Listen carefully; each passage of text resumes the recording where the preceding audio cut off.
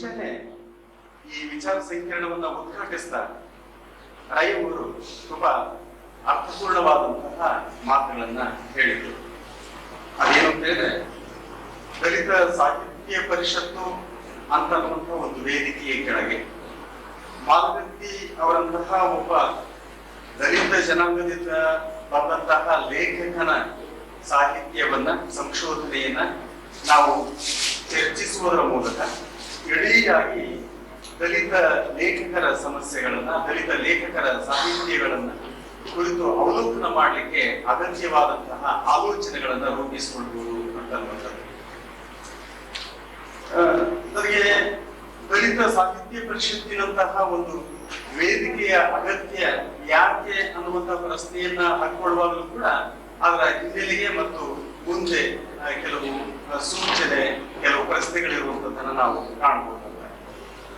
ಅರ್ಜುನ್ ಅವರು ಹೇಳಿದಂತೆ ದಲಿತ ಸಾಹಿತ್ಯ ಪರಿಷತ್ತಿನ ಅಗತ್ಯ ಯಾಕೆ ಅಂತ ಹೇಳಿದ್ರೆ, ದಲಿತ ಲೇಖಕರ ಬಗೆಗೆ, ದಲಿತ ಸಾಹಿತ್ಯದ ಬಗೆಗೆ ಚರ್ಚಿಸುವಂತಹ, ದಲಿತ ಸಾಹಿತ್ಯವನ್ನು ಕುರಿತು ವಿಮರ್ಶಿಸ್ತಕ್ಕಂತಹ ಒಂದು ವಿಮರ್ಶಕರ ಕೊರತೆಯೇ ನಮಗೆ ಬೃಹತ್ತಾಗಿ ಕಾಣಿಸ್ತಕ್ಕಂತಹ ಒಂದು ಸಂದರ್ಭದಲ್ಲಿ ಇಂಥದೊಂದು ಪರಿಷತ್ತಿನ ಮುಖಾಂತರವಾಗಿ ದಲಿತ ಲೇಖಕರ ಕುರಿತು ನಾವು ವಿಚಾರ ಸಂಕಿರಣಗಳನ್ನ ನಡೆಸೋದಕ್ಕೆ, ಆ ಮೂಲಕ ಕಾರ್ಯಕ್ರಮಗಳನ್ನ ರೂಪಿಸ್ಕೊಳ್ಳೋದಕ್ಕೆ ಇದು ಸಹಾಯಕ ಆಗ್ತದೆ ಅಂತ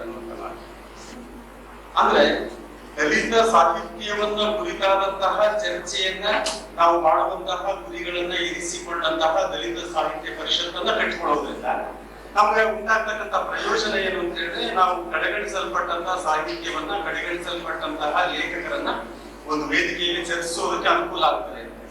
ಆದ್ರೆ ಇದು ಮುಂದಕ್ಕೆ ಹೇಗೆ ಮುಂದುವರಿಬೇಕು ಅಂತ ನಾನು ಇಷ್ಟಪಡ್ತೇನೆ ಅಂತ ಹೇಳಿದ್ರೆ, ಯಾವುದನ್ನ ನಾವು ಜಾತಿ ಕಾರಣದಿಂದಾಗಿ ಅಥವಾ ಜಾತಿ ಹಿನ್ನೆಲೆಯಿಂದಾಗಿ ನೂರಾರು ವರ್ಷಗಳಿಂದ ನಾವು ಶೋಷಣೆಗೆ ಒಳಗಾಗ್ತಾ ಬಂದಿದ್ದೇವೆ, ಅಂಥ ಒಂದು ಅನುಭವ ಇರ್ತಕ್ಕಂತಹ, ಅಂಥ ಒಂದು ಶೋಷಣೆಯ ಅರಿವಿರ್ತಕ್ಕಂತಹ ನಾವು ಜಾತಿ ಸಂಘಟನೆಯನ್ನ ನೆಪವಾಗಿರಿಸಿಕೊಳ್ಳುವುದರ ಮೂಲಕ ಅಥವಾ ಜಾತಿ ಸಂಘಟನೆಯನ್ನೇ ಕೇಂದ್ರವಾಗಿರಿಸಿಕೊಳ್ಳುವುದರ ಮೂಲಕ ಜಾತಿ ಸಂಘಟನೆಯನ್ನೇ ನಾವು ಬೆಳೆಸ್ತಾ ಹೋಗುವುದು ಅಗತ್ಯತೆ ಅಥವಾ ಒಳ್ಳೆಯದೇ ಅಂತ ನನ್ನ ಮಾತುಗಳನ್ನು ನಾನು ಸ್ಪಷ್ಟ ಮಾಡಬೇಕು ಅಂತ ನಾನು ಇಲ್ಲಿ ಇಷ್ಟಪಡ್ತೇನೆ. ಅದೇನಂತ ಹೇಳಿದ್ರೆ, ದಲಿತ ಸಾಹಿತ್ಯ ಪರಿಷತ್ತು ಅದು ಜಾತಿಯನ್ನ ಒಂದು ಕೇಂದ್ರವಾಗಿ ಇರಿಸಿಕೊಂಡು ಕೂಡ ಜಾತಿಯ ಆಚೆ ತನ್ನ ದೃಷ್ಟಿಗಳನ್ನ ಚಾಚಬೇಕಾದದ್ದು ಬಹಳ ಅನಿವಾರ್ಯ ಅಂತ ಇಂಥದೊಂದು ವಿಚಾರ ಸಂಕಿರಣಕ್ಕೆ ಅಥವಾ ಇಂಥದೊಂದು ಕಾರ್ಯಕ್ರಮಕ್ಕೆ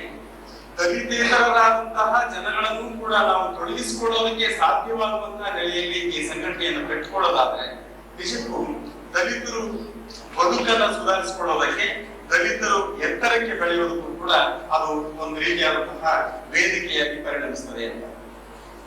ಇಂಥದೊಂದು ನಿಟ್ಟಿನಲ್ಲಿ ದಲಿತ ಸಾಹಿತ್ಯ ಪರಿಷತ್ತು ತನ್ನ ಹಲವಾರು ಶಾಖೆಗಳನ್ನ ರಾಜ್ಯದ ಬೇರೆ ಬೇರೆ ಕಡೆ ಕರೆಯಬೇಕು ಅಂತನ್ನುವಂತ ಉದ್ದೇಶಗಳನ್ನು ಇರಿಸಿಕೊಂಡಿರೋದು ಸರಿ.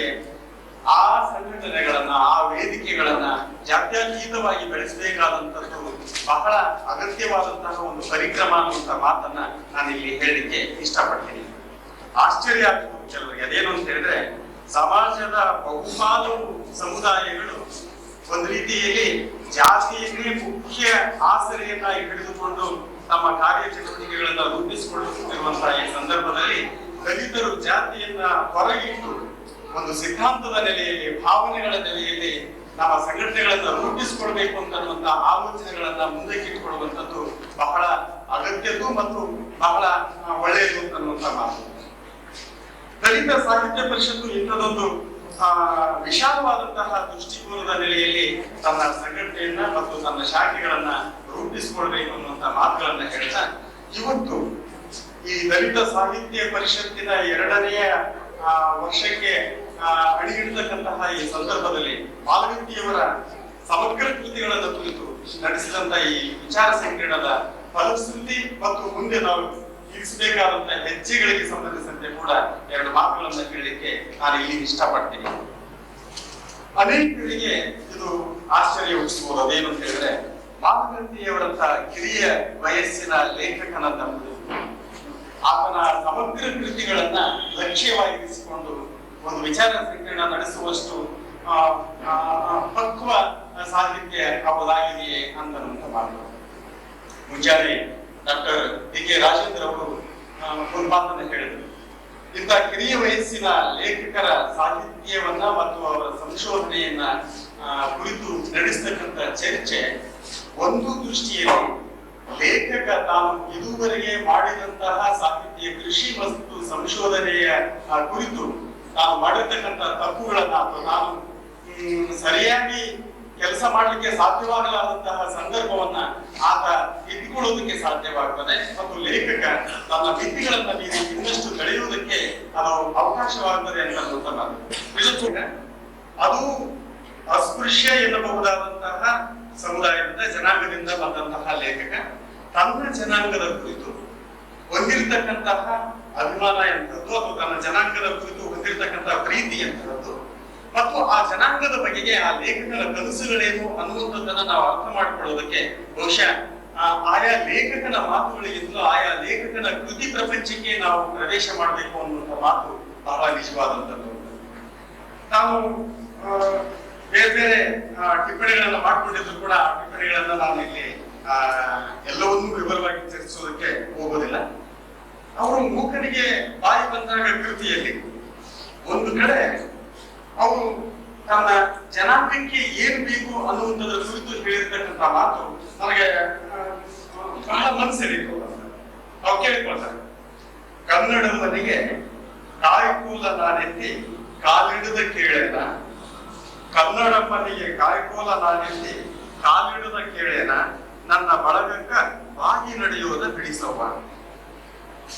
ಇಡೀಯಾಗಿ ಅವರ ಸಾಹಿತ್ಯವನ್ನ, ಅವರ ಸಂಶೋಧನಾ ಕ್ಷೇತ್ರವನ್ನ ಮತ್ತು ಅವರು ವಿಮರ್ಶಾ ಕ್ಷೇತ್ರದಲ್ಲಿ ವ್ಯಕ್ತ ಮಾಡಿದಂತಹ, ಪ್ರತಿಪಾದನೆ ಮಾಡಿದಂತಹ ಅಭಿಪ್ರಾಯಗಳನ್ನ, ವಾದಗಳನ್ನ ನಾವು ಗಮನಿಸಿದ್ರೆ ಈ ದಲಿತತ್ವವನ್ನ ಸ್ಥಾಪಿಸುವುದಕ್ಕೆ ಅವರು ಬಹಳಷ್ಟು ಹುರುಪಿನಿಂದ ತಮ್ಮನ್ನು ತೊಡಗಿಸಿಕೊಳ್ತಾರೆ ಅಥವಾ ಒಂದು ಕಡೆಗೆ ಬಹಳ ಒತ್ತಾಸೆಯಿಂದ ಆ ಅಂಶಕ್ಕೆ ಹೆಚ್ಚಿನ ಗಮನವನ್ನು ಕೊಡ್ತಾರೆ ಅಂತ ನೋಡ್ತಾರೆ. ನಾವು ಸ್ನೇಹಿತರೆಲ್ಲ ಮಾತಾಡಿಕೊಳ್ಳುವಾಗಲೂ ಕೂಡ ಬಹಳ ವಿನಯವಾಗಿ ನಡ್ಕೊಳ್ಳೋದನ್ನ, ಬಾಗಿ ನಡೆಯುವುದನ್ನ ನಾವು ಇಷ್ಟಪಡೋದೇ ಇಲ್ಲ. ಕುರ್ಚಿಯಲ್ಲಿ ಕೂತರು ಕೂಡ ಬಹಳ ಸೆಟದು ಕೂಡ್ಬೇಕು ಅಂತನ್ನುವಂತ ಒಂದು ಸ್ವಾಭಿಮಾನದ ಬಗೆಗಿನ ಮಾತುಗಳನ್ನ ಅವರು ಆಡುವಂಥದ್ದನ್ನ ನಾನು ಕೇಳಿದ್ದೀವಿ ಕೂಡ. ಈ ದೃಷ್ಟಿಯಿಂದ ಮಾತಂತಿಯವರು ತನ್ನ ಜನಾಂಗ ಅಂದ್ರೆ ಯಾವ ಜನಾಂಗ ಮನುಷ್ಯರು ಅಂತ ಕೂಡ ನಡೆಸಿಕೊಳ್ಳಲಾದಂತ ಒಂದು ಅವನತಿಗೆ, ಒಂದು ರೀತಿಯಾದಂತಹ ಶೋಷಣೆಗೆ ಒಳಗಾಯಿತು ಅಂತ ಜನಾಂಗವನ್ನ ಮೇಲೆತ್ತಬಹುದಾದಂತ ಅಥವಾ ಮೇಲೆತ್ತಬೇಕು ಅಂತನ್ನುವಂತಹ ಒಂದು ಮಾನವ ಸ್ಪಂದನದಿಂದ ಒಂದು ಸಾಹಿತ್ಯ ಸೃಷ್ಟಿಗೆ ಕೈ ಹಾಕ್ತಕ್ಕಂತಹ ಈ ಒಂದು ದೃಷ್ಟಿ ಏನಿದೆಯಲ್ಲ, ಇದು ಬಹಳ ಉತ್ತಮವಾದದ್ದು ಅಂತ ನನ್ನ ಭಾವನೆ ಇಲ್ಲ.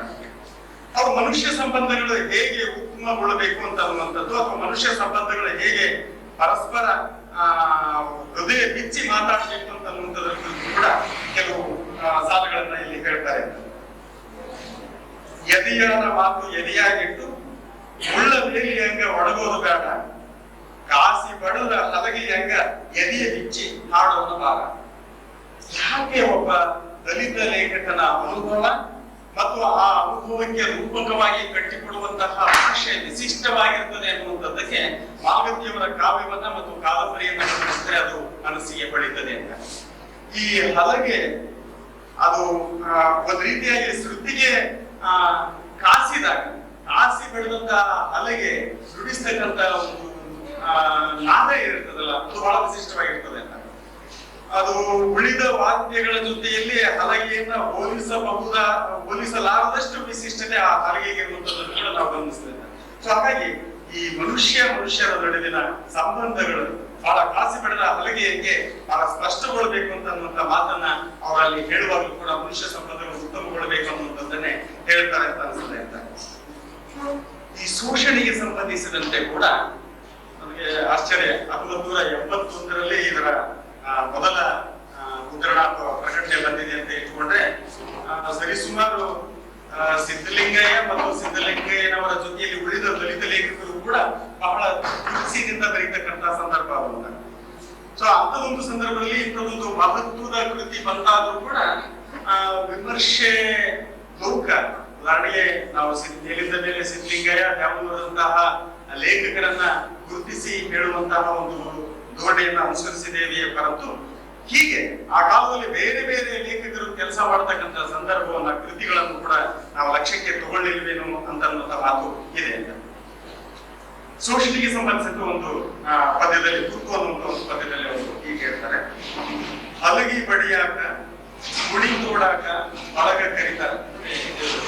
ಬಹಳ ಅಪೀಲಿಂಗ್ ಆದಂತಹ ಧೋರಣೆ ದೃಷ್ಟಿ ಅಂತ ನಾನು ಅಂದ್ಕೊಳ್ತೀನಿ ಅಂತ. ನಾನೆಲ್ಲೋ ಕಾವ್ಯದ ಮೇಲೆ ಬೆಳಬೆಲೆಯವರದ್ದು ಒಂದು ಲೇಖನ ನೋಡಿದೆ. ಕಾರ್ಯದ ಲೇಖಕರಾದ